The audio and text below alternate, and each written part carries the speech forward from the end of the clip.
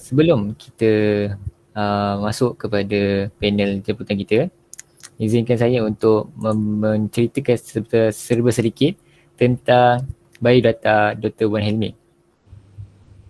Dr. Wan Helmi dilahirkan di Kota Baru, Kelantan dan dilahir pada tahun 1981, 15 Julai 1981 dan pernah memenangi Johan Tilawah Al-Quran peringkat negeri Kelantan pada tahun 2007 dan memenangi Naib Johan Tilawah Al-Quran peringkat negeri Kelantan pada tahun 2008 untuk pengiktirafan antarabangsa. Pernah menjadi panel program Mahfal Al-Quran di IUM Maldives pada tahun 2018 dan pernah jadi panel jemputan program My Quran Time TV Al-Hijrah tahun 2020. Tanpa melengah masa lagi, saya menjemput Dr. Wan Helmi Wan Abdullah untuk memberi penerangan tentang Al-Quran. Silakan. Okey, Assalamualaikum warahmatullahi wabarakatuh. Waalaikumsalam. Terima kasih pada host program webinar pengajaran pembelajaran ya Al-Quran dan Antarun Peringkat Kebangsaan. Yang saya hormati Dr. Alif Nawi daripada UUM, murid dan juga kawan saya, kawan musafir, kawan fis safar. Dr. Hamdi Ishak sebagai pengucap tamu pada acara kali ini, juga tuan guru saya, merupakan penyelia saya di peringkat PhD. Terima kasih kepada beliau. Dr. Najah Nadia Amran ya, turut bersama dengan kita pada petang ini. Pengurusi Pusat Kajian Al-Quran As-Sunnah, dan juga yang saya kasihi para pelajar dan juga peserta-peserta daripada luar sana yang turut bersama kita pada petang ini. Pertama sekali kita syukur kepada Allah Subhanahu Wa Taala kerana pada petang ini kita dapat bersama lagi dalam webinar membicarakan tentang satu ilmu yang sangat penting, satu ilmu yang berkait dengan wahyu Allah Subhanahu Wa Taala, iaitu ilmu Al-Quranul Karim. Apa sahaja ilmu yang berkait dengan Al-Quranul Karim, sesungguhnya ilmu itu ada ilmu yang paling baik, paling terbaik yang disabdakan oleh Nabi SAW. Khairukum man ta'allama al-Quran wa 'allamah. Sebaik-baik kamu adalah orang yang belajar dan mengajarkan Al-Quranul Karim. So maknanya orang yang belajar dan orang yang mengajar Quran ni orang yang terbaik, kata Nabi SAW. Begitu juga orang yang memiliki Al-Quran ini adalah orang yang terbaik. Apa yang kita fahami daripada hadis Nabi SAW ni, maknanya orang yang memiliki Al-Quran di dalam dada-dada mereka, maka mereka itulah orang-orang yang terbaik yang dipilih oleh Allah Subhanahu Wa Taala. Sebagaimana Jibril alaihissalam merupakan malaikat yang paling mulia di sisi Allah, malaikat Jibril, kerana telah membawa wahyu Allah Subhanahu Wa Taala kepada Nabi sallallahu alaihi wasallam. Maka begitu juga Nabi sallallahu alaihi wasallam merupakan rasul, merupakan nabi yang terbaik di kalangan para anbiya. Kerana apa? Kerana Nabi SAW menerima wahyu daripada Allah Subhanahu Wa Taala. Begitu juga bulan Ramadan. Ramadan menjadi bulan yang paling baik, bulan terbaik di antara bulan-bulan, Kerana pada bulan Ramadan itu diturunkan Al-Quran. Syahr Ramadan alladhi unzila fihi Al-Quran. Begitu juga pada malam Lailatul Qadar. Kenapa malam Lailatul Qadar menjadi malam yang paling terbaik? Kerana malam Lailatul Qadar itu diturunkan Al-Quranul Karim ke atas Nabi SAW. Inna anzalnahu fi Lailatul Qadar. Inna anzalnahu fi Lailatul Qadar. Sesungguhnya kami telah turunkan Al-Quran itu pada malam Lailatul Qadar. Maka kata ulama bagaimana? Bagaimana jika Al-Quran itu ada di dalam hati-hati kita? Gitu. Bagaimana jika kalau Al-Quran itu berada di hati-hati mereka, nescaya orang yang memiliki Al-Quran itu adalah orang yang terbaik, sebagaimana sabda Nabi SAW. Jadi apa sahaja yang kita buat atau apa sahaja yang kita beramal, apa sahaja, Al-Quran itu tidak boleh ditinggalkan. Seolah-olah bila kita membaca Al-Quran ataupun apabila kita belajar Al-Quran itu, automatik kita akan ingat kepada Allah Subhanahu Wa Taala. Automatik kita akan ingat kepada Allah Subhanahu Wa Taala. Jadi orang yang ingat pada Allah Subhanahu Wa Taala ini, Al-Quran kata, "Waman a'rada an dzikri fa inna lahu 'ishatan dhanka wa nahsyuruhu yaumal qiyamati 'ama." Al-Quran kata, barang siapa yang tidak mengingati aku, kata Allah, fa inna lahu 'ishatan dhanka. Sesungguhnya kehidupan dia itu amat sempit. Fa inna lahu 'ishatan dhanka. Sesungguhnya kehidupan kehidupan dia itu adalah amat sempit. Fadhkuruni azkurkum. Kata Allah, ingatkanlah aku, maka aku akan ingat kepada engkau. Fadhkuruni azkurkum washkuri walakum. Nak sebut di sini bahawa membaca Al-Quran ataupun beraktiviti dengan Al-Quran, berinteraksi dengan Al-Quran itu adalah salah satu daripada usaha untuk mengingati Allah Azza wa Jalla. Ingat pada Allah. Kalau kita tak baca Quran, kalau kita tak bermain-main dengan Al-Quran itu, maka kita cepat lupa. Kita cepat lupa kepada Allah. Kita lalai dengan Allah Subhanahu, kita leka dengan Allah Subhanahu Wa Taala. Jadi di atas maksud itu, maka webinar kita pada hari ini tu untuk kita cuba untuk berinteraksi dengan Al-Quran melalui pembelajaran Al-Quran dan juga tarannum secara umumnya.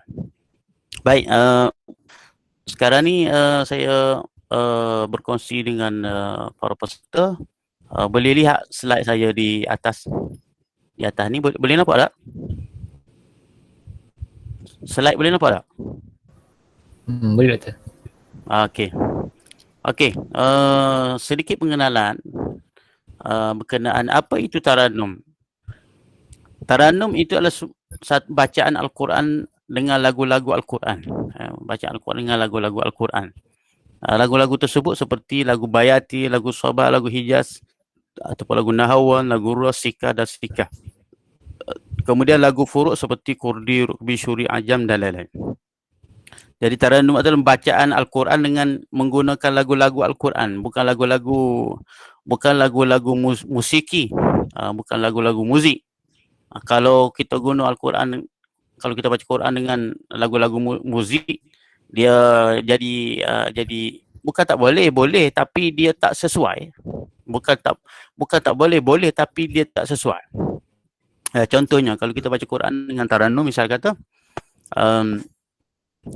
dengan lagu-lagu Al-Quran ini, contohnya kita baca was-sama'i wat-tariq wa ma adraka mat-tariq an-najmu ats-tsaqib. Contoh lagu-lagu Al-Quran. Ataupun kita baca dengan lagu, kita ambil satu contoh kata Nahawan, misal kata, kita pun baca was-sama'i wat-tariq wa ma adraka mat-tariq. Itu contoh lagu Nahawan. misal kata pula kita membaca dengan lagu sikah misal kata.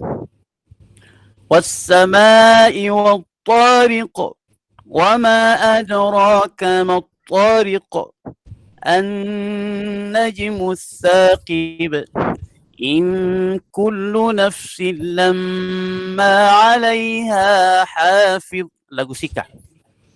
Kemudian kita baca dengan lagu jiharkah misal kata.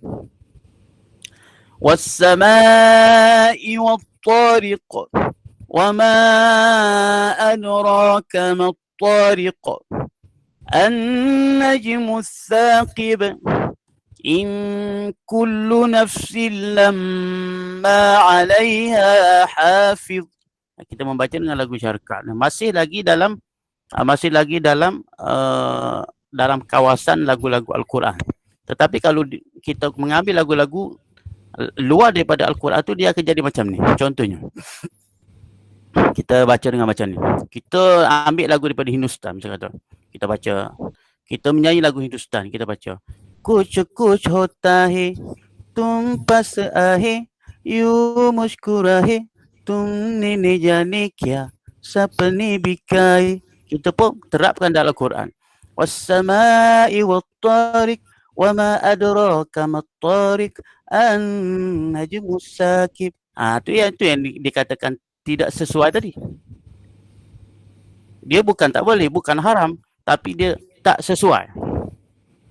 Tak sesuai ni maksudnya dia bukan haram, dia tak sesuai. Contohnya, kita pakai kopiah untuk solat.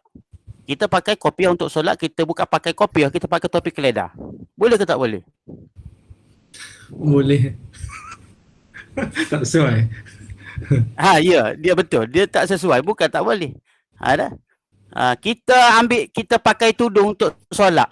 Pakai tudung solat, kita tak pakai tudung yang tudung tu lah, tudung perempuan tu, tapi kita ambil kain guni, potong, kita buat tudung, boleh ke tak? Mana ada yang mana ada tu nyanyi Ustaz ni? Bila tu nak sebut kata cuma tidak sesuai, bukan haram, bukan tak boleh, tapi cuma tidak sesuai. Begitu juga Al-Quran ni tu ada kesesuaian dia. Okey, next. Apakah jenis kategori taranum? Jenis kategori taranum. Taranum ni ada dua. Taranum muratta dan taranum mujawwa. Yang muratta tu bacaan tartil yang cepat tu. Yang dia punya tempo dia cepat. Macam saya baca tadi lah. Saya baca tadi cepat. Contohnya saya baca apa nama ni? Rabbana absarna wa sami'na farji'na na'mal salihan inna muqinun. Itu bacaan tartil dipanggil. Bacaan tartil. Tapi kalau mujawwad ni maknanya bacaan berlagu. Orang Arab dia istilahkan mujawwad. Dia istilah dengan tilawatul mujawwad. Maksudnya tilawah secara berlagu. Kalau berlagu macam ni.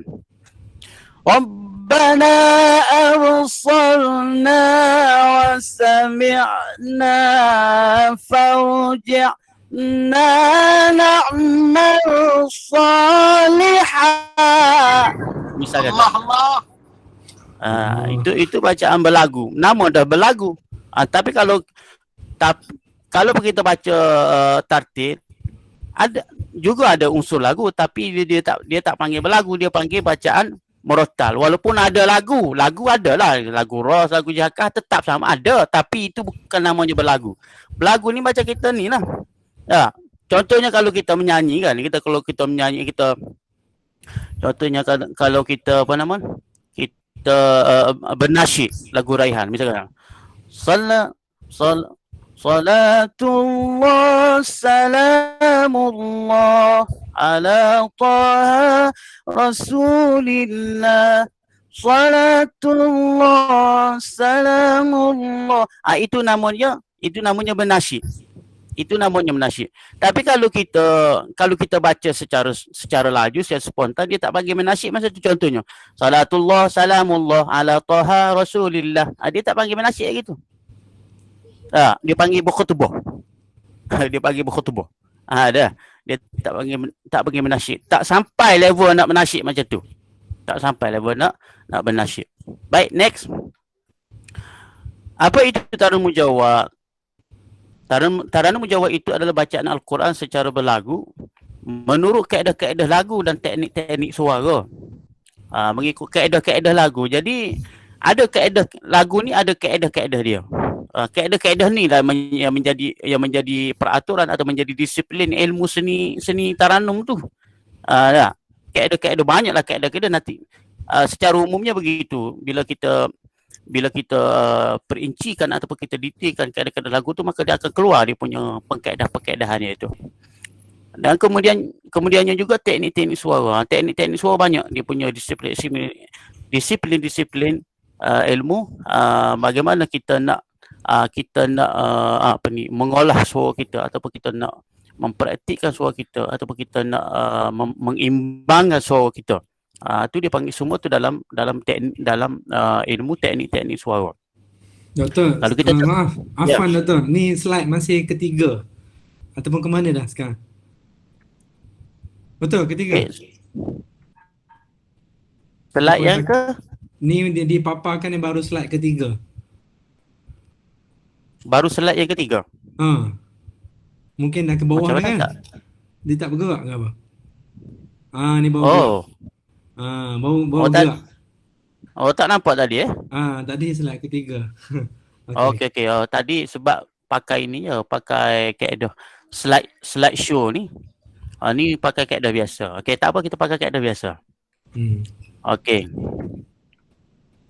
Apa itu ilmu? Tadi apa itu taranum? Jawab ni apa itu ilmu? Ilmu ni apa benda ilmu tu? Ilmu ni ilmu taranum satu ilmu yang membincangkan mengenai kaedah-kaedah dan prinsip-prinsip. Bagaimana cara melagukan Al-Quran dengan lagu-lagu dan suara-suara. Bagaimana kita nak membaca lagu dengan lagu. Nak membaca berlagu dengan lagu-lagu tu. Kita nak tatbik atau kita nak praktikkan. Kemudian dengan membaca dengan suara-suara kita. Memang boleh baca, tapi suara mana yang anda pilih? Suara yang bagaimana anda keluarkan suara anda? Contohnya, anda sepatutnya baca macam ni dah. Sepatutnya baca macam ni. Wadduha wallaili idza saja. Patutnya keluarkan begitu. Ma wadda'aka rabbuka wa ma qala. Memanglah dalam tu ada tajwid. Dalam tu memang sudah ada tajwid, sudah ada fasahah, sudah ada sebutan huruf, sudah ada makhraj, tapi suara yang bagaimana yang anda yang anda keluarkan. Itu dimaksud dengan suara-suara. Ada banyak orang baca hari ni suara yang tak tahu suara mana yang dia baca. Kadang was-samaa'i wat-tariq wa ma adraka mat-tariq. Jadi keluar yang begitu suara. Tak mengikut peraturan, tidak mengikut sistem dia. Itu suara untuk menyanyi boleh lah, tapi suara untuk mengaji tak boleh. Ataupun pakai lagu-lagu yang tadi saya sebutkan tadi lah. Lagu Dikir Barat, lagu Bollywood. Dan sebagainya. Jadi tak boleh. Sebab kita ni kan nak tunjukkan satu model bacaan, bukan kita saja-saja kita nak tunjukkan model. Bila kita nak tunjuk kepada orang ramai ni satu model bacaan, sudah tentu bacaan tu dia berkait dengan Al-Quran Karim. Kita tidak boleh, kita tak boleh main-main dengan benda ni. Tak boleh kita nak tunjuk-tunjuk benda-benda yang macam tu. Kalau saya tunjuk kalau saya ajar kepada tua-tua, kepada para peserta pada hari ni, nanti tua-tua akan ikut saya begitu. Jadi tak elok. Sebab tu saya ajar suatu benda yang bagus, yang baik untuk kita persembahkan pula kepada orang ramai. Begitu juga suara yang merangkumi ilmu hukum tajwid, seni taranum dan juga kaedah suara beserta menepati kehendak maksud ayat. Inilah maksud bacaan Al-Quran. Kalau kita baca Al-Quran dengan taranum saja tapi kita tidak memahami maksud ayat, maka kita punya skill kita ataupun kemahiran kita tu belum sampai kepada objektif yang sebenar. Kita berusaha supaya kita membaca itu sampai kepada kehendak maksud yang sebenar. Kalau boleh baca Quran faham maksud tu. Kalau tak faham mengaji lagi. Kalau tak faham belajar lagi. Dan seterusnya. Kemudian apa itu aliran bacaan Taranum? Apa itu aliran bacaan Taranum? Aliran itu adalah kaedah ataupun metod bacaan lagu-lagu seperti alam Mesri ataupun ala Hijazi. Alam Mesri ni dia ada beza dengan ala Hijazi. Kalau Mesri ni kalau dia baca Quran dia bunyi macam ni. Dia baca bunyi macam ni. Apa nama ni kita liila fi quraishin ila fihim rihlatash shita'i was-sayf falyabudu rabb hadzal. Itu bunyi alam Mesri. Tak kira lah, baik Abdul Basit baca, baik Mahmud Khalil Husari baca, baik Mustafa Ismail, baik Ali Albana, baik siapa daripada Syekh daripada Musri, memang begitu cara bacaannya. Tapi kalau ala Hijazi dia lain.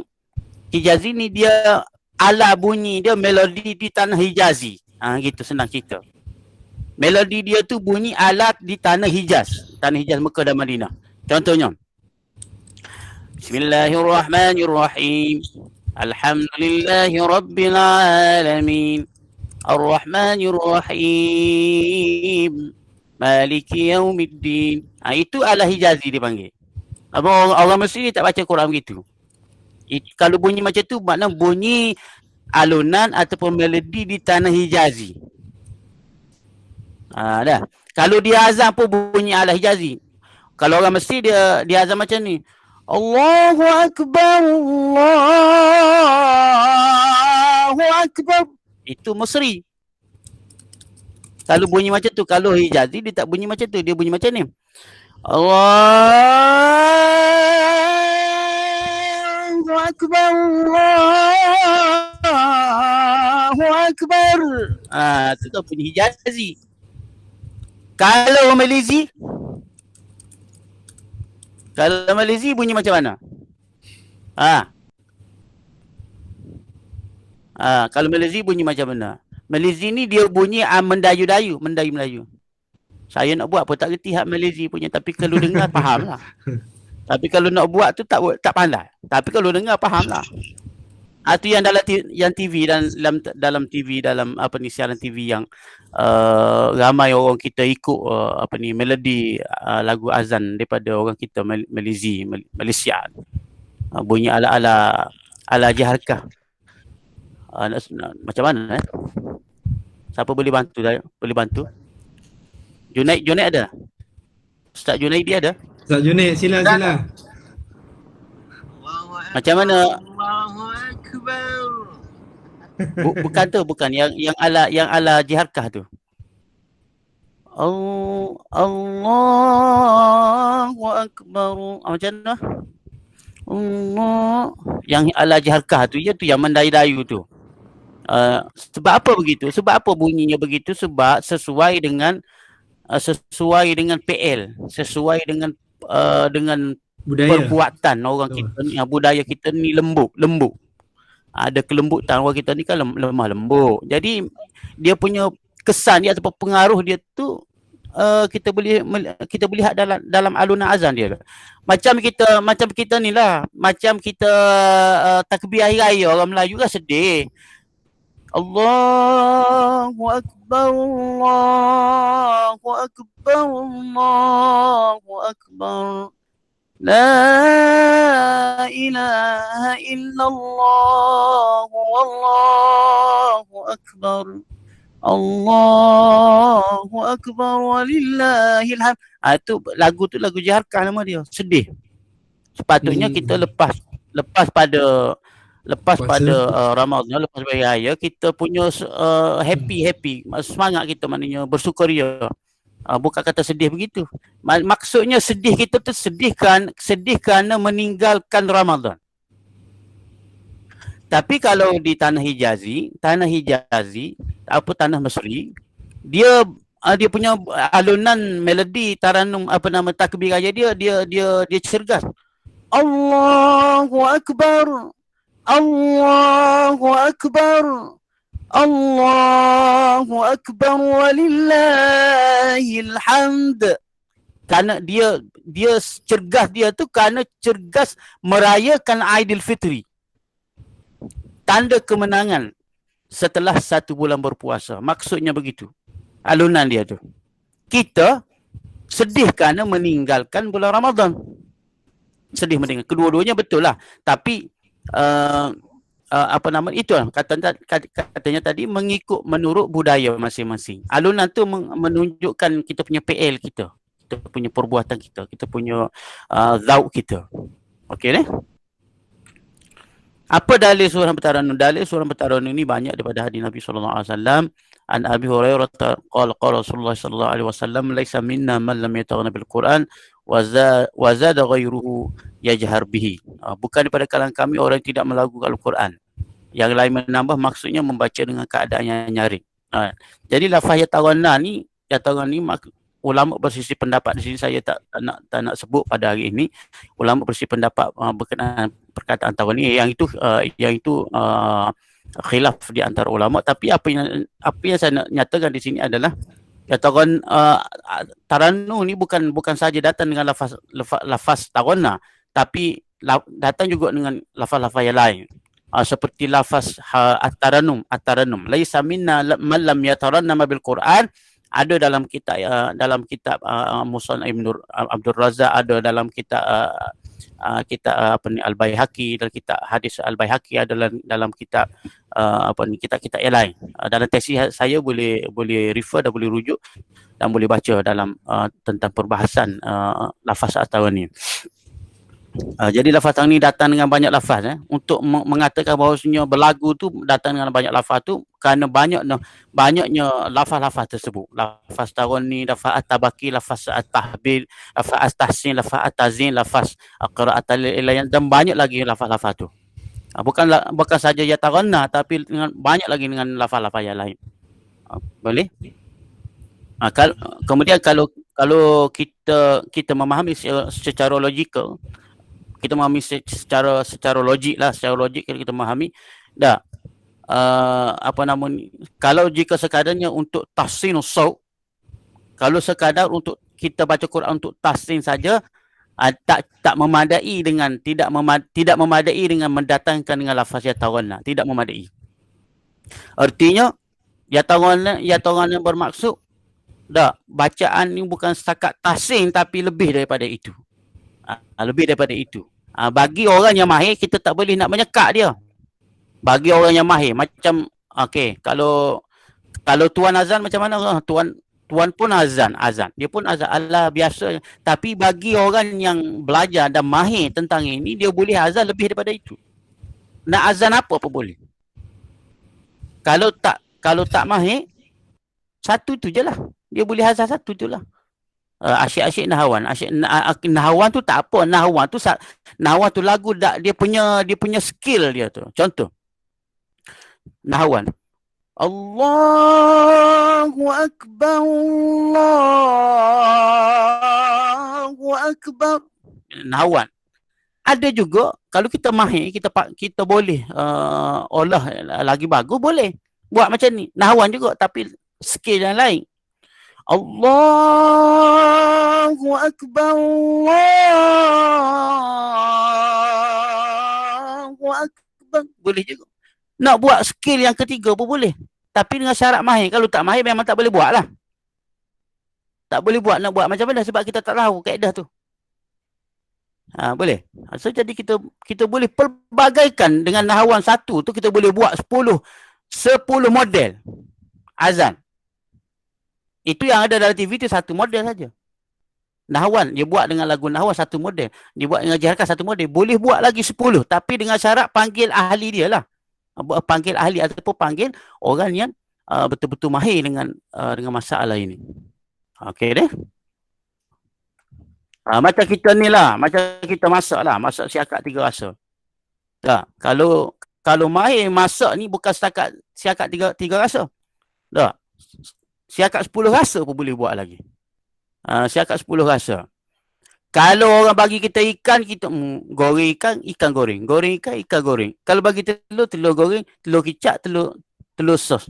Itu. Tapi kalau bagi orang yang mahir, bagi dia telur, dia buat. Telur rangup, telur masing, telur panas, telur sejuk, boleh buat semua. Maksudnya dia ada kemahiran, dia punya skill dia tu tinggi.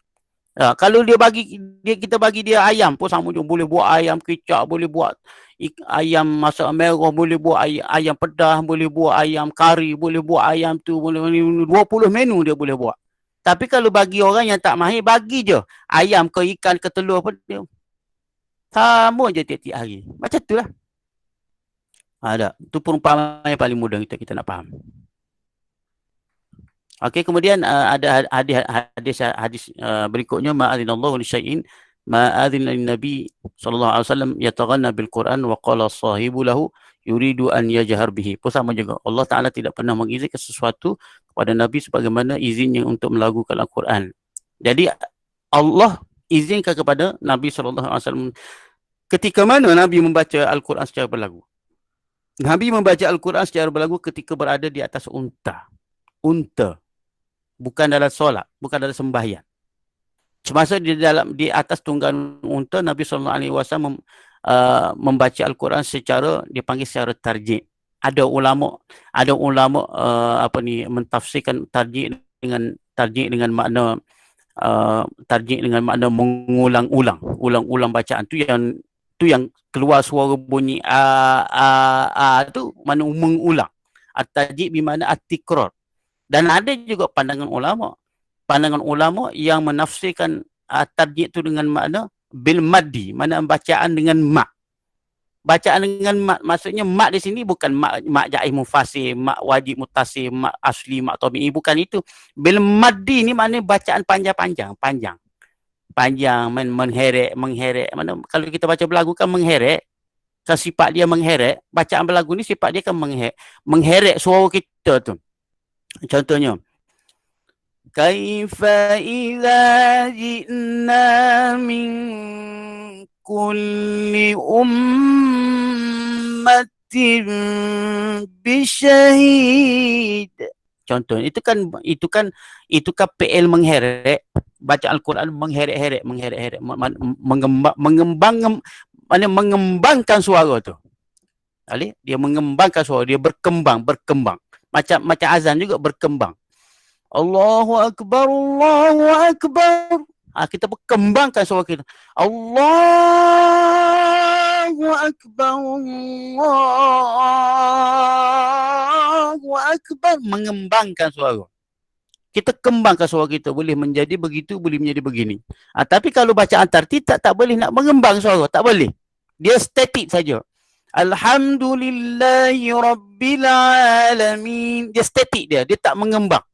Orang ahli dia akan faham. Kalau bukan ahli lagi, dia tak akan faham. Maksudnya penjelasan saya ni, kalau bukan ahlinya belum lagi memahami apa itu suara mengembang, apakah suara tidak mengembang. Bagaimana dia punya tu dia. So nak faham mengembang tak mengembang tu, dia bukan belajar untuk asal, tapi dia kena belajar dah dapat nak mengenal dah maqam yang 7 tu. Baru dia faham apa itu mengembang, apa itu tidak mengembang. Okey, tapi untuk asas ni saya nak sebut kata bacaan berlagu ni sejenis bacaan yang suara dia mengembang, dia berkembang. Okey dah. Okey, begitu juga hadis berikutnya, qala Rasulullah sallallahu alaihi wasallam li Abi Musa, "Law ra'aitani wa ana astami'u li qira'atikal barihata laqad utita mizmaran min mazami ali Daud." Nabi SAW bersama dengan Siti Aisyah, dia suatu malam mendengar bacaan Abi Musa al-Asy'ari. Dia curi-curi dengar bacaan Abi Musa al-Asy'ari. Nabi kata, kalau kamu tahu aku melihat, kalau kamu tahu aku sedang mendengar bacaan malu pada malam tadi, sesungguhnya kamu ni dianugerahkan dengan mizmaran min mazami ali Daud. Sesungguhnya kamu dianugerahkan dengan seruling. Mizmar ni asalnya seruling, nak memperumpamakan kata suara Abi Musa al-Asy'ari itu sedap. Sedap macam mana? Sedap ni maknanya cukup package dia. Dengan masingnya, dengan manis dia, dengan rasanya, dengan bau dia, dengan apa, cukup package. Kalau masing lebih tak sedap. Kalau masam lebih tak sedap. Kalau manis lebih pun tak sedap juga. Dia cukup rasa dia orang panggil, cukup rasa. Cukup rasa. Okey. Macam kita masak juga begitu juga. Jadi sedap ni cukup rasa dia. Nak kata nak dia tajam ada, manis ada. Contoh. Saya baca. Contohnya saya baca tak. Saya baca contohnya, kita baca. فَكَيْفَ إِذَا جِئْنَا مِنْ كُلِّ أُمَّةٍ بِشَهِيدٍ. Manis ada manis. Ada. Lemuk ada lemuk. Sumbang ada sumbang. Sumbang tak ada. Maknanya sedap lah tu. Tapi kalau baca ada sumbang sedap ke tak? Contohnya ni sumbang. Saya pun tak reti yang baca sumbang ni, tak apa-apa nak reti sangat baca sumbang. Tapi kalau saya dengar orang lain baca, saya boleh tahu. Ni sumbang tak sedap. فَكَيْفَ إِذَا جِئْنَا. Sedap lagi. مِنْ كُلِّ أُمَّةٍ بِشَهِيدٍ. Oh. Berhenti siapa macam tu sekali bisyahid. Sedap ke tak? Tak sedap lah kalau bunyi macam tu. Tak sedap. Jadi kalau kita dengar daripada situ, kalau orang baca Quran secara tartil ni, kita boleh dengar. فَكَيْفَ إِذَا جِئْنَا مِنْ كُلِّ أُمَّةٍ بِشَهِيدٍ. Setakat tu sedap ke tak? Sedap dah. Setakat tu. Tapi kalau baca macam ni, فَكَيْفَ إِذَا جِئْنَا مِنْ كُلِّ dengung cukup. Mak cukup, tapi tak sedap juga baca. Kenapa? Gunnah betul. Wa kaifa idza ji'na min. Gunnah betul. Mat pun betul, tapi tak sedap juga baca. Kenapa? Tak sedap juga mana?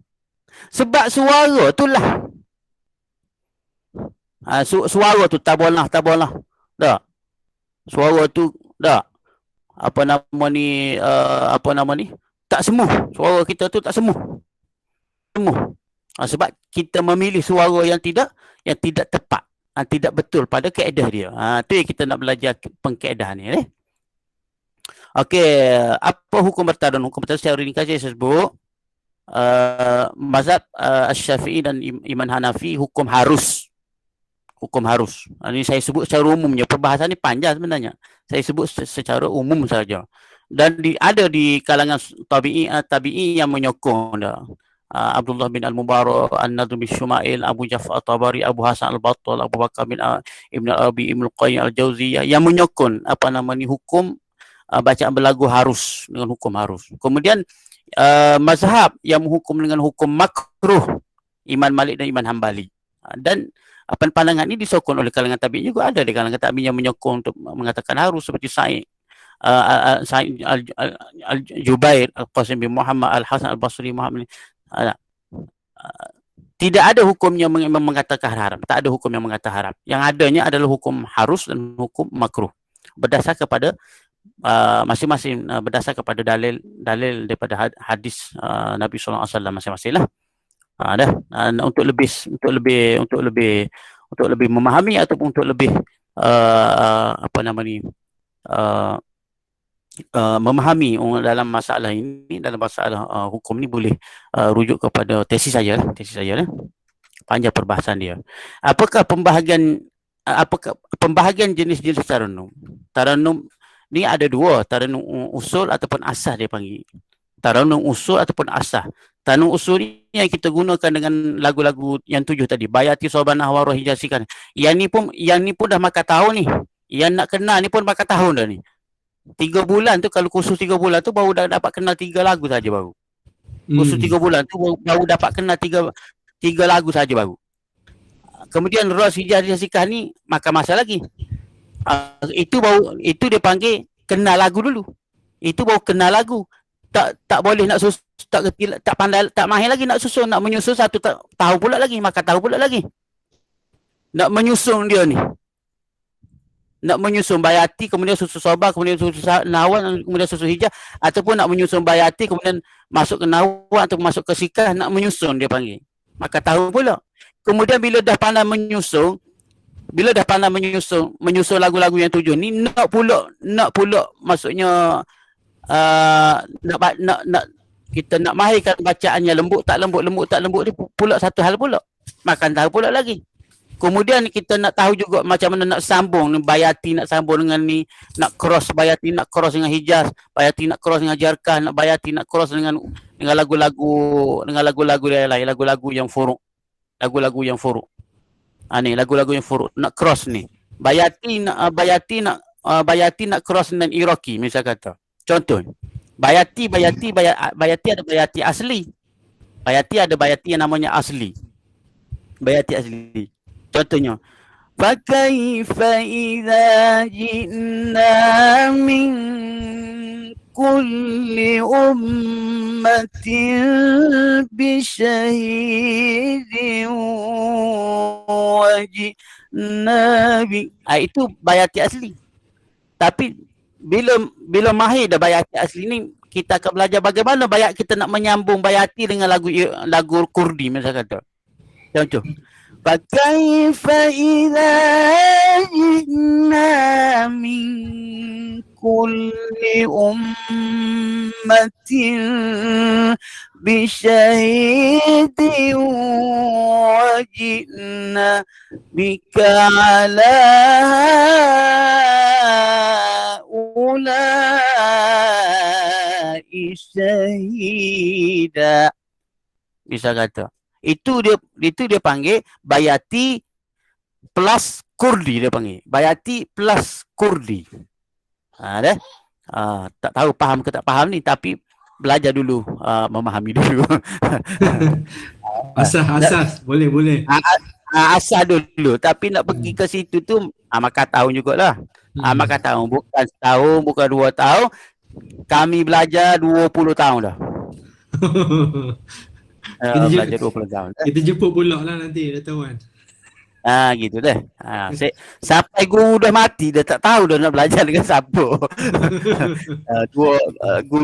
Guru dah mati dah baru ni, minggu lepas mati, kemudian 2 minggu sebelum tu dah mati ya. Okay. Dari guru daripada kecil lagi dah. Okey. Kemudian kita bincang juga masa apa itu tabaqah suara. Tabaqah suara ni tabaqah suara adalah satu tingkatan ataupun tahap nada suara terbahagi kepada 4 ataupun 5 tabaqah utama. Yang pertama dipanggil qararul qarar, kemudian yang kedua dipanggil qara, yang ketiga jawab berjawab. Ada orang bahagi kepada 4. Tapi saya bahagi kepada 4 ataupun 5 tabaqah, iaitu kalau qarar yang qarar ni ia berada di dalam kawasan dia panggil dairatul qarar, dia panggil. Berada di kawasan dairatul qarar, mana di kawasan tanah rendah. Kawasan tanah rendah. Jawab berjawab berada di dalam kawasan dairatul jawab. Daerah jawab ni kawasan tanah tinggi. Ini pun satu hal juga ni. Kita nak memahami dia punya dairatul qarar, daerah jawab ni panjang masa dia.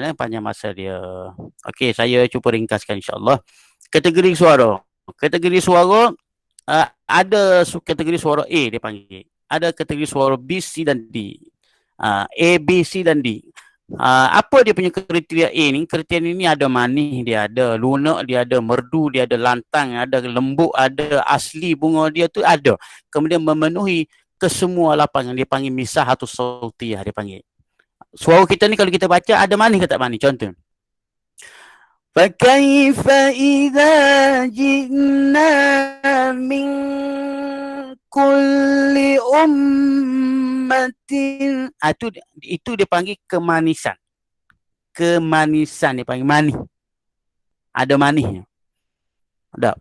Jadi boleh faham, benda ni boleh faham dengan simai saja. Dia tak boleh kita nak ukur, tak boleh.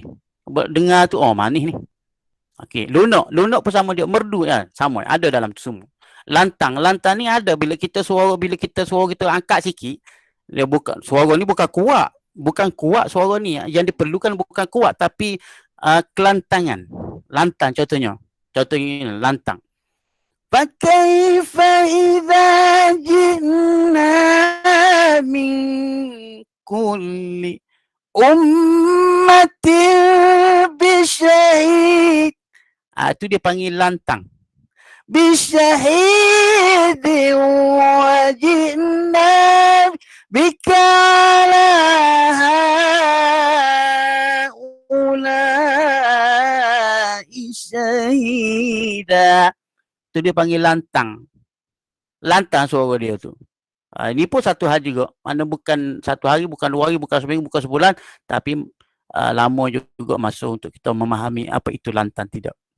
Asli ni apabila kita membuat suara kita tu, kita boleh cross suara kita tu dengan mudah. Kita asli ni maknanya suara kita, bila kita cross suara kita tu dengan mudah. Maksudnya bila kita buat bunga tu mudah. Kalau kita buat bunga tu payah, itu maksudnya suara kita tu tidak asli. Ada orang definisi, ada orang berpendapat bahawasanya suara asli ni, suara asli ni ada yang sinai, ada yang burdah yang asal, burdah yang sinai. Burdah asli dan ada juga burdah sinai. Burdah asli ni memang Allah Ta'ala anugerah kepada orang itu sudah memiliki burdah yang asli. Jadi bila dia sudah mempunyai burdah asli, dia ada. Kalau macam saya ni burdah sinai. Saya ni maknanya bukan asli.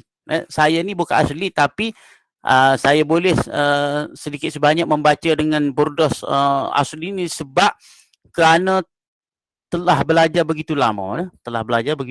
Maka dapat juga, walaupun bukan 100% dapat jugalah maksudnya asli, burdah asli tu. Dan di pada kalangan ahli-ahli kita ataupun di kalangan para pengamal atau pengaruh koridor-koridor kita di Malaysia ni, ada yang jenis enjin turbo, ada juga jenis enjin yang Hudson Bohulu. Nak dapat enjin turbo tu payah juga dah. Okey. So kita kena check suara kita ni berada di kategori mana. Siapa yang nak check tu, siapa nak nilai, yang nilai adalah pakar. Yang menilai suara kita adalah pakar. Yang menilai suara kita adalah pakar, bukan kita sendiri yang menilai. Hari ni yang menilai dia sendiri. Dia kata apa? Dia kata suara saya tak sedap, Ustaz. Jadi tak betul. Yang sepatutnya yang boleh menilai, yang boleh menentukan sama ada suara dia tu sedap atau tidak sedap adalah pakar. Pakar. Pakar bagi tahu ni suara you ni sedap ni, kategori B ni. So kalau kategori B, maksudnya kategori B maknanya dia punya kriteria ni lah. Kategori B, manis ada, merdu ada, tapi lantang dia kurang. Bila dia nak sebut, dia nak angkat suara dia tu, nak buat dengan lantang sikit, dia tak boleh, lemah. Dia very slow. Dia very slow. Ada. Tapi masih lagi ada kelembutan, masih lagi ada keaslian. Dia asli, tapi bila nak angkat tak boleh. Bila nak angkat sikit suara dia, nak up sikit, ke atas sikit tak boleh. Lantang. Jadi dia kurang sikit pada A. Kemudian D pun sama juga, ada kriteria tersendiri. Okey. Next. Siapa kalangan sahabat Nabi SAW mempunyai bacaan merdu?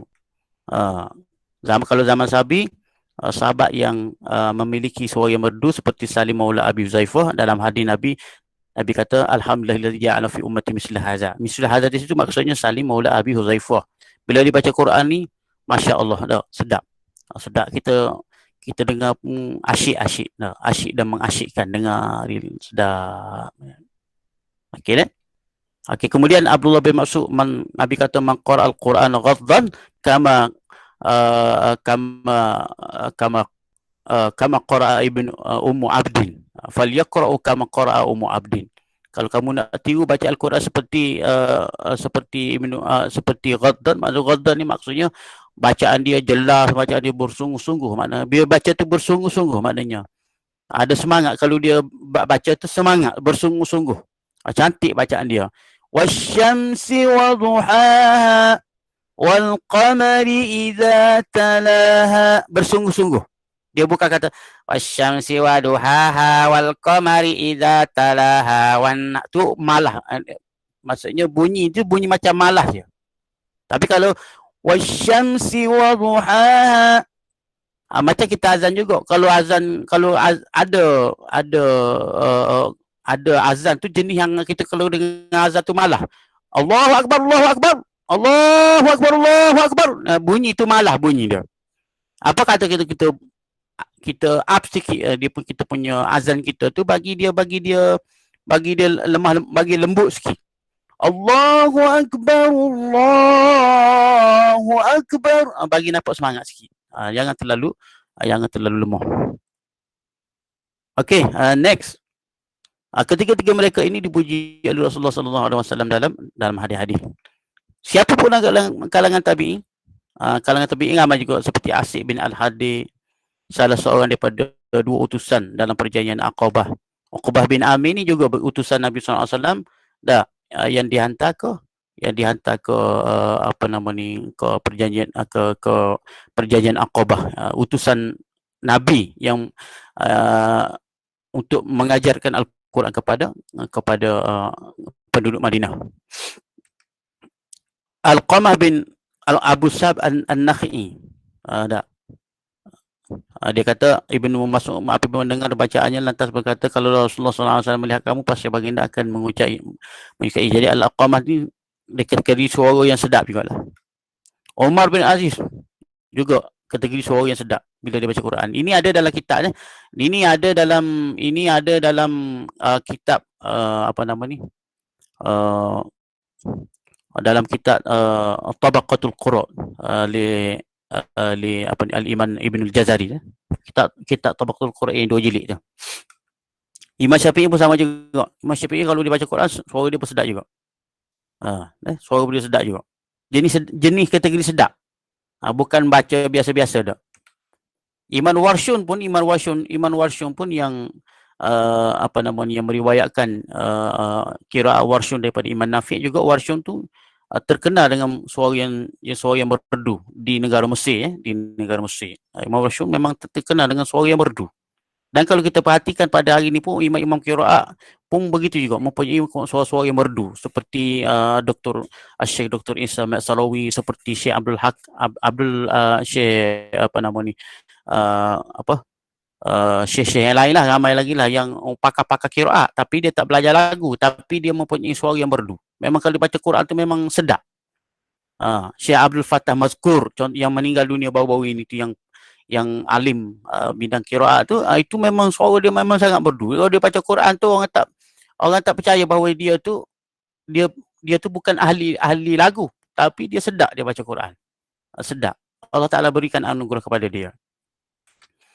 Kemudian siapakah tokoh-tokoh Qori di Mesir? Tokoh-tokoh Qori di Mesir seperti Syekh Mustafa Ismail, seperti Syekh Abdul Basri, seperti Syekh Taha Al-Fasni, seperti Syekh Muhammad Sadiq Al-Manshawi, seperti Syekh Fatih Hasan Maliji, seperti Syekh Dr. Ahmad Nuaina, seperti Syekh Kamil Yusuf Al-Batimi, seperti Syekh Syakhan Anwar, seperti Mahmud Abdul Wahab Tantawi, dan selainnya. Ramai lagi tokoh-tokoh di Mesir memang sangat ramai, begitu ramai. Kemudian tokoh-tokoh Korea di Malaysia seperti Haji Ahmad Masud Pergau, seperti Haji Hasan Mustati yang meninggal seminggu sebelum Hari Raya Aidilfitri yang lepas tu. Ini guru taranum saya yang pertama lah, masa saya kecil dulu. Dia meninggal di Shah Alam, di Jelutong, Shah Alam. Dia. Kemudian Datuk Haji Faridah Maksaman, kemudian Haji Rogai Sulum. Ni ada lagi ni. Haji Rogai Sulum ada lagi. Kemudian Datuk Muhammad Asri, hakim kebangsaan antarabangsa kita. Kemudian Tuan Haji Abdul Rahim baru meninggal seminggu yang lepas. Ini pun saya belajar juga daripada kecil juga lagi. Okey, sekian. Terima kasih. Itu saja perkongsian saya pada hari ini. Segala yang baik itu datang daripada Allah SWT. Segala yang kurang itu datang daripada kelemahan diri saya sendiri. Allahu a'lam. Assalamualaikum warahmatullahi wabarakatuh. Saya serahkan kembali kepada saudara Muhammad Nabil. Kalau ada soalan-soalan boleh tanya. Silakan.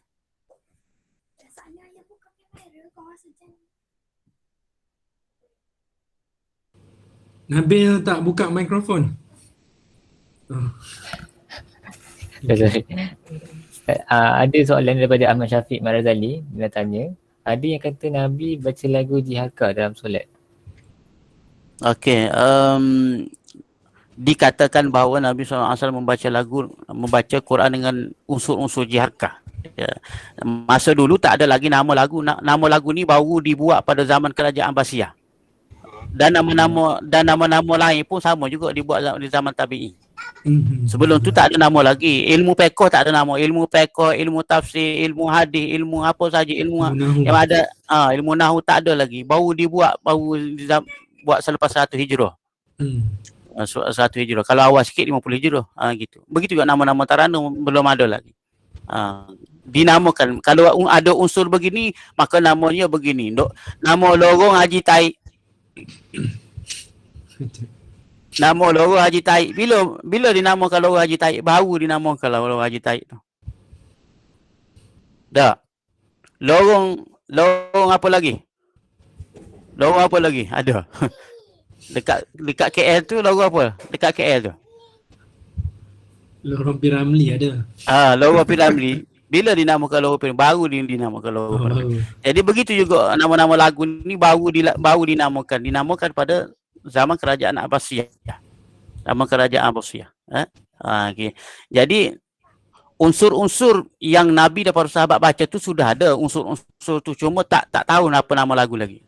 Jadi kalau betul lah Nabi SAW membaca dengan lagu Jiharkah, memang lagu Jiharkah antara lagu yang paling sedap di antara 7 lagu itu. Cuba kalau kita dengar cuba kita dengar lagu Naik Raihan. Yang sedap-sedap tu ada unsur-unsur Jiharkah.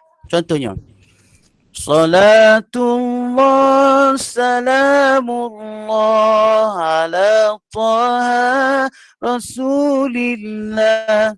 Salatullah salamullah ala Yasin Habibillah. Itu unsur-unsur Jiharkah. Takbir hari raya, orang Melayu kita takbir, itu adalah unsur-unsur Jiharkah. Unsur-unsur, ada unsur dalam itu. Anasir. Allahu Akbar, Allahu Akbar, Allahu Akbar. Dan orang Melayu pun suka sangat lagu Jiharkah sebab lagu Jiharkah ni sedap. Menyanyi pun sama juga. Kalau orang tu, kalau dia reka menyanyi dengan lagu Jiharkah, Masya Allah. Kalau orang tu dia pandai mereka lagu nyanyi, dia reka dengan ada unsur-unsur Jiharkah. Tapi di sini dia tak panggil Jiharkah lah kalau dalam nyanyi. Dia panggil dengan nama-nama yang lain lah. Tapi kalau Quran ni panggil dengan nama Jiharkah. Sebab unsur-unsur yang ada di dalam itu. Jadi kalau dia pandai reka lagu unsur menyanyi, kalau dia pandai reka menyanyi, dia boleh reka menyanyi, dia gunakan unsur-unsur Jiharkah masuk dalam tu. Memang kalau menyanyi sedap. Saya boleh tunjukkan menyanyi dalam ni. Saya boleh tunjukkan pada peserta yang ada unsur Jiharkah di sini. Tapi tak boleh tunjuk sebab menyanyi kan. Nanti WhatsApp saya personal, saya akan tunjuk nyanyi yang ada unsur Jiharkah dia orang buat tu. Memang kalau dengar kak terbelik biji mata, sedap sangat. Lagu Kush Hotahi tu lagu unsur-unsur Jiharkah tu. कुछ होता है तुम पास आए यूं मुस्कुराए तुमने न जाने क्या सपने बिकाए. Itu unsur-unsur Jiharkah tu. Jadi Nabi SAW dalam sebuah hadis tu, ma sami'tu sautan ahsanu minhu.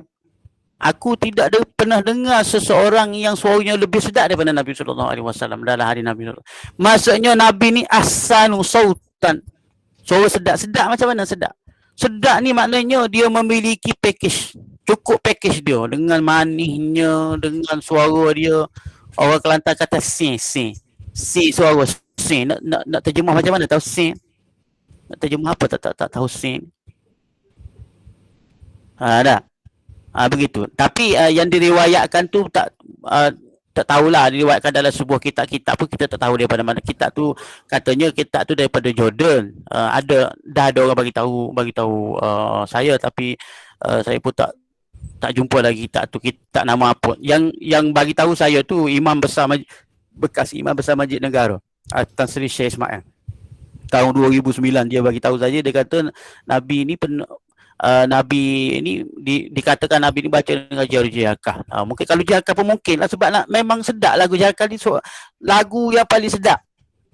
Nak ceritanya. Kalau bawa Jiharkah dalam solat tu, saya tak boleh solat.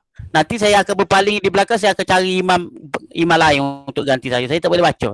Sedap sangat. Nak dengar lagu Jiharkah macam mana? Cuba Ustaz. Tak. فكيف إذا جئنا من كل أمة بشهيد وجئنا بك على هؤلاء syahida. Itu lagu Jarkah. Lagu Jarkah ni bererti kemenangan. Apabila kita penat lelah, kita berusaha dengan sedaya upaya, kita bersungguh-sungguh melakukan ataupun membuat sesuatu perkara itu, maka kita akan dapat hasil dia. Hasil dia tu adalah diumpamakan dengan kalau lagu Jarkah. Lagu Jarkah ni sesuai untuk ayat-ayat yang berbentuk kemenangan.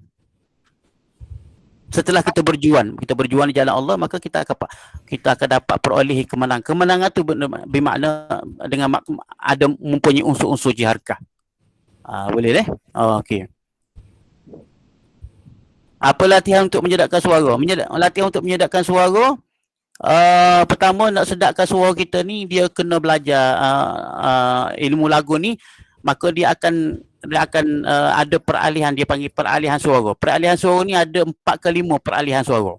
Kalau kita belajar daripada kecil sampai umur 13-14 tahun, sekali peralihan suara berlaku. Kemudian belajar lagi sampai umur 18 tahun, 19 tahun, dia ubah lagi sekali suara kita. So suara kita yang ada hari ni bukan asal. Itu suara kita itu bukan asal. Suara kita yang asal tu selepas kita buat latihan, kita training. Macam mas juga. Mana mas yang sebenar? Mas yang sebenar tu apabila kita cari-cari mas, kita korek mas, kemudian kita tapi-tapi, kemudian kita bau mas betul. Masa tu bukan mas lagi, tu bercampur dengan batu dengan apa sahaja. Itu bukan mas lagi, walaupun dah mas, tapi bukan mas yang sebenar. Mas yang sebenarnya apabila kita tapih-tapih tu, bila kita tapih, kita proses-proses, baru dapat mas yang sebenar. Begitu juga suara kita. Suara kita sebenarnya adalah selepas dilatih oleh orang yang boleh melatih, bukan kita latih sendiri. Boleh? Ni suara-suara peserta yang ada ni bukan suara asli lagi. Suara asli ni, contohnya masa saya ni, ni dah 5 kali dah peralihan ni. Berlaku peralihan suara ni 5 kali. Sekarang ni suara saya ni suara dipanggil suara yang suara tua dah. Suara tua dah. Sampai pick up.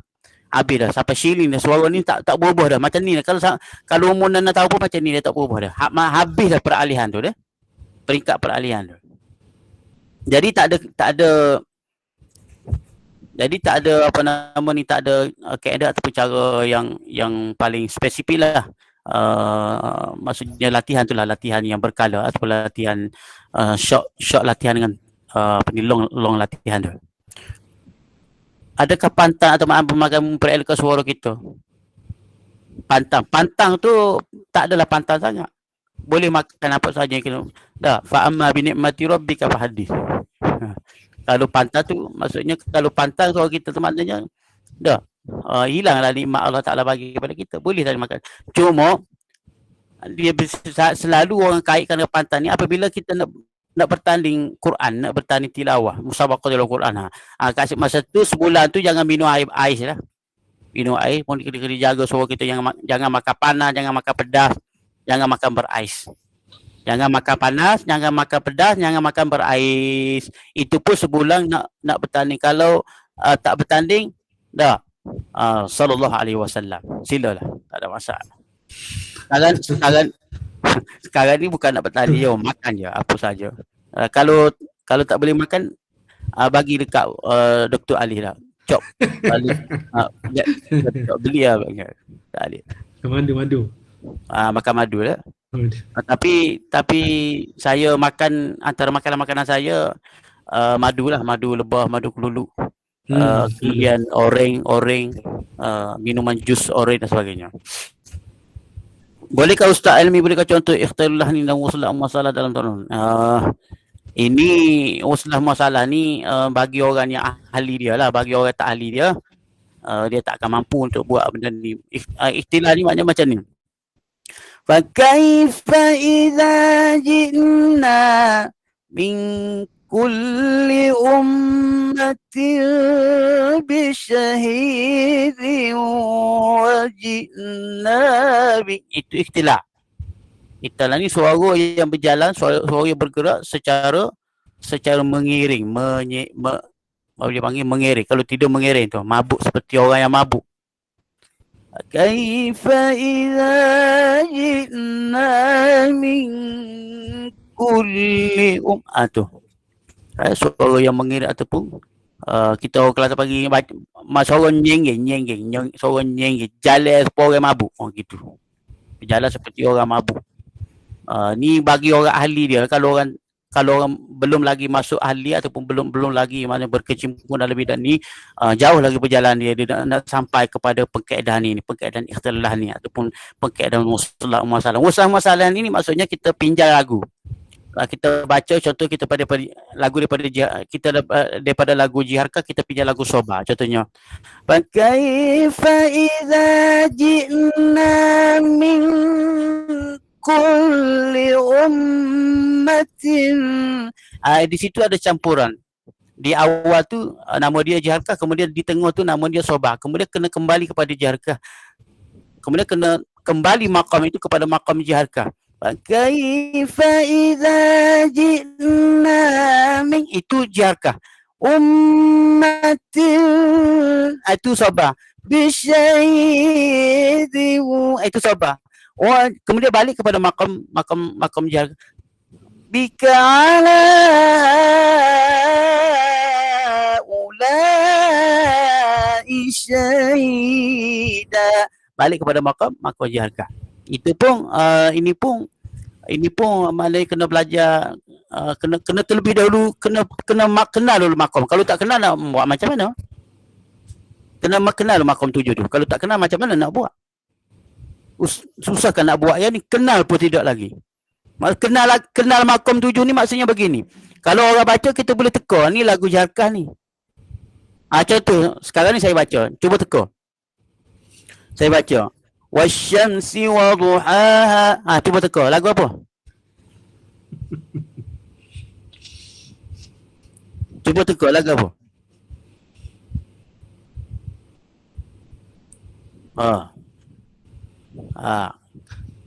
Tapi teka-teka dengan betul lah, dengan jangan teka tembok pula.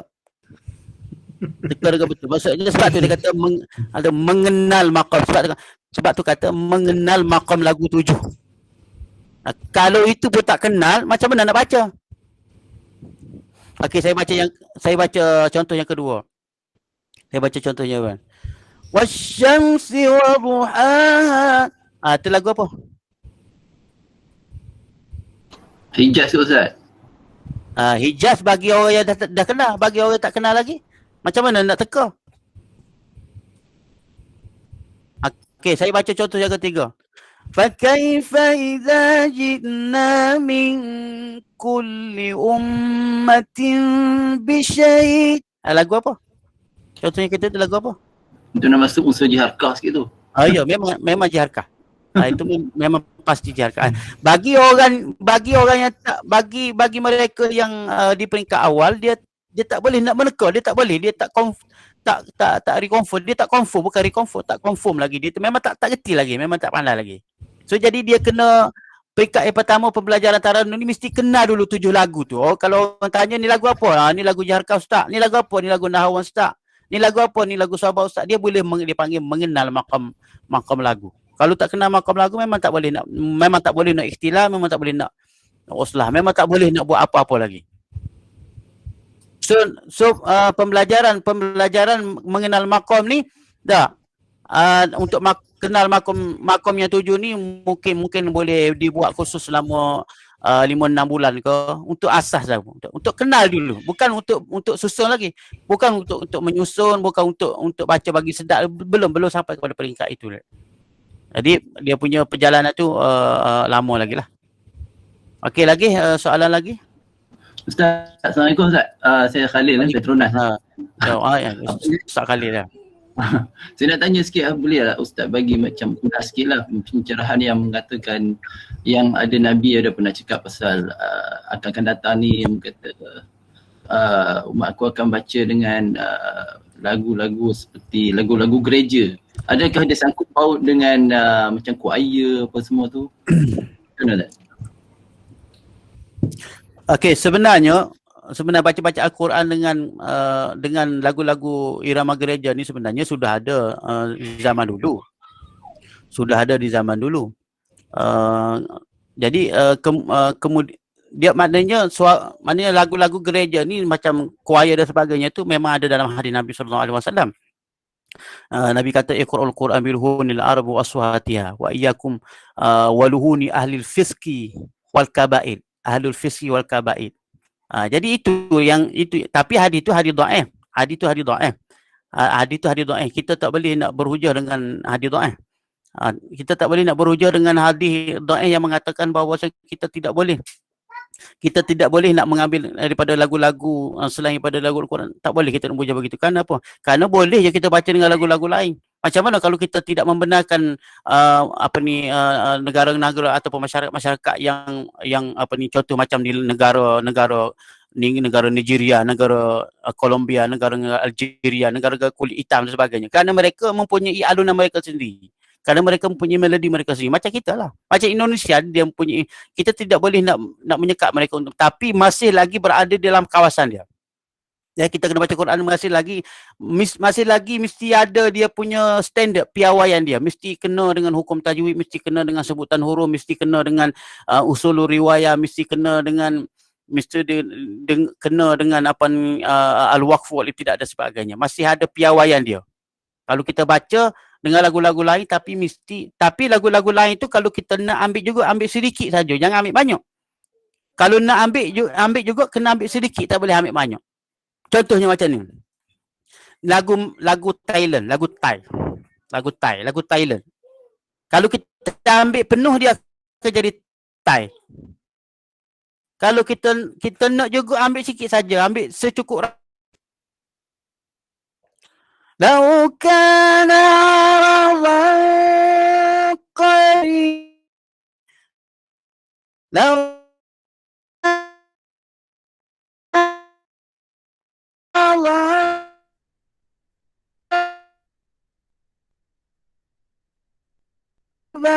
Tu kan lagu Tak ni tak dapat. Boleh. Terputus ni. Okey, dengar tak? Halo? Okey, sekarang no. Kena buat sekali lagi Ustaz. Terputus tadi tu. Dengar, okey. Kalau kita nak juga lagu-lagu Maryam tadi tu, ambil secukup rasa saja. Jangan ambil penuh. Ambil sikit saja. Contoh. Lau kana rawan qariban. Tu lagu Maryam. Lagu Mokyong. Okey. Tapi kalau kita buat penuh, dia nampaklah Mokyong dia tu. Lau kana rawan qariban wasafaran qasidan. Nampak lagu Mokyong dia. Jadi kalau nak juga ambil sikit saja. Lau kana rawan qariban wasafaran qasidan tabauka. Ambil sikit saja. Lagu-lagu yang berbentuk begitu kita ambil hanya sedikit-sedikit saja. Dia tak boleh ambil penuh. Macam lagu Maldives juga. Maldives tu dia ada alunan dia sendiri. Dia punya kita panggil dia punya background dia. Dia punya background lagu dia ada hak dia punya sendiri. Kita ada juga orang Melayu kita ni. Tapi kalau kita ambil banyak dia jadi tak sedap lah. Dia akan jadi bukan lagu Quran lah dia. Jadi penuh. Begitu. Lagu daripada Yaman pun ada juga. Ada seorang syekh tu dia baca dengan lagu Yaman, lagu Yamani. Lagu Yamani. Ada nama syekh apa dah meninggal dunia dah. Tapi dia baca dengan tu, tapi dia baca walaupun lagunya begitu, tapi dia punya khusyuk dia masya-Allah. Memang maknanya dapat menarik jiwa-jiwa makmum-makmum di belakang tu menangis apabila mendengarkan dengan bacaan Al-Quran tersebut. Tapi dengan lagu Yaman, memang kalau kita dengar memang lagu Yaman macam bukan lagu Quran dia tak, tapi dia baca dapat memberikan satu ruh kepada para hadirin. Jadi apa yang saya boleh kongsi kepada peserta hari ini adalah jangan baca, kalau kita nak baca Quran jangan berduet. Jangan berduet. Baca Quran kalau nak baca ramai-ramai baca satu-satu 5 minit seorang. Jangan baca sambung menyambung berduet itu.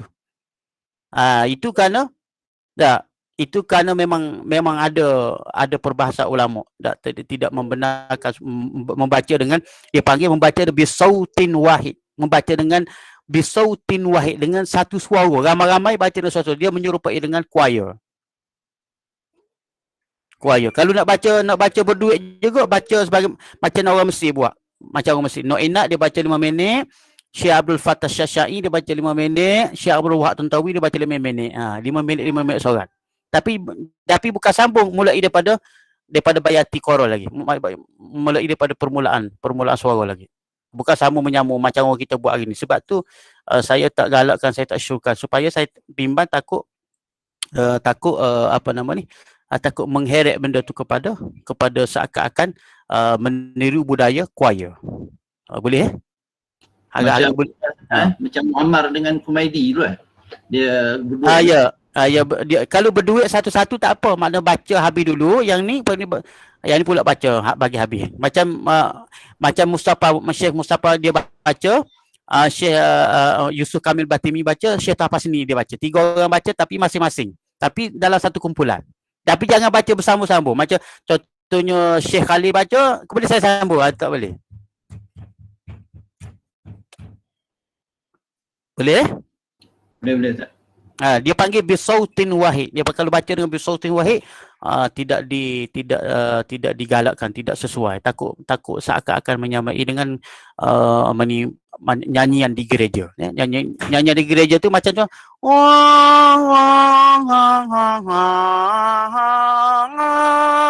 Ramai-ramai macam tu. Dah. Okey, dia pun panggil dengan unsur-unsur teriakan, dia panggil unsur-unsur teriakan. Dah. Dan cuma apa yang boleh kita baiki bacaan kita pada hari ininya di kalangan para pengamal taranum pada hari ini, ya, baca bila dia suara meninggi tu, dia suara menekan. Bila dia tinggi suara dia menekan. Kalau boleh kita maksudnya kalau boleh kita baiki yang di situ. Kalau kita nak meninggi, dia meninggi jangan menekan sehingga menekan memanglah kita kena tekan, tapi bukan tekan begitu. Dia kena tekan suara tu, tekan dengan cara harmonis. Bukan tekan macam menekan seolah-olah benda tu memang kena wajib sampai di situ. Contohnya saya buat. Sepatutnya kalau suara di aras meninggi itu sepatutnya setakat ni saja. Tapi kalau nak tinggi lagi, dia seolah-olah dipanggil takalluf, ta'assuf dia panggil. Contohnya, kaifa idza ji'na min kul, dengan semuh. Maksudnya dengan lemah lembut. Fa kaifa idza ji'na min kulli ummatin bisyahidin wajibna bik. Setakat tu saja. Tapi kalau nak pergi lagi tu dia seakan-akan menekan. Dia seakan-akan panggil nak sebut apa tu, dia bahasa tak sampai bahasa tu nak sebut. Ada? Macam terim a'udzubillahi minasyaitonir rajim. Kalau macam orang main tinju mari tomo tu, ya, memang kerja dia nak pukul orang je. Tak bagi dah peluang orang pukul kita. Bagilah peluang jangan orang pukul kita. Kedup, sepak tak bagi peluang pada lawan tu. Jadi kena ada kadang-kadang kita tumbuk, tertumbuk. Kemudian kita tahan juga sekali-sekala. Kadang-kadang kita tahan juga. Paling tumbuk balik tu. Ni dak. Tung macam mau macam mau nak kata apa tak tahu. Gitu dah. Okey, lagi ada apa soalan lagi? Saya ingat soalan terakhir lah ni. Kita pun dah sampai jam 4 dah ni.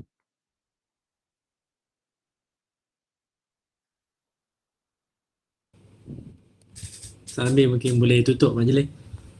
Mikrofon off. Okey. Terima kasih kepada Dr. Wan, Dr. Helmi atas perkongsian sebentar tadi. Dengan berakhirnya sesi itu tadi, maka berakhirlah kita punya program pada hari ini. Pihak universiti mohon maaf andai sepanjang pengenalan majlis terdapat masalah sebarang kekurangan. Majlis mengucapkan ribuan terima kasih kepada panel kita iaitu Dr. Alif Nawi, Dr. Hamid dan Dr. Wahilmi atas kesudian meluangkan masa bersama kita untuk webinar hari ini. Dan juga diberikan terima kasih kepada para peserta dan ahli jawatankuasa yang betul-betul lumus memastikan kelancaran webinar pada hari ini. Semoga majlis pada hari ini mendapat keberkatan dari Allah SWT dan manfaat untuk kita semua. Sebelum kita berakhir, saya nak minta semua buka kamera untuk sesi bergambar.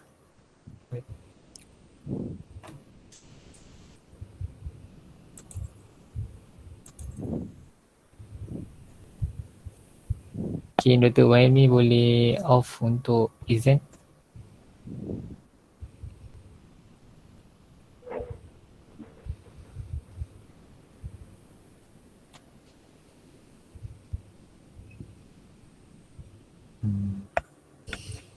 Dr. Waimi.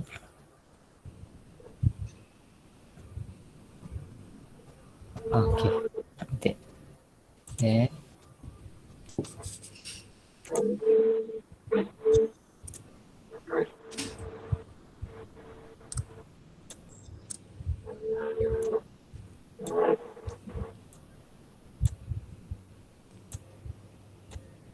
Okay. 1, 2, 3. Okay. Sekali lagi. 1, 2, 3. As. 1, 2, 3. Okay. Dengan itu sekian. Assalamualaikum warahmatullahi wabarakatuh. Waalaikumsalam warahmatullahi wabarakatuh. Waalaikumsalam. Waalaikumsalam. Okay, Zat.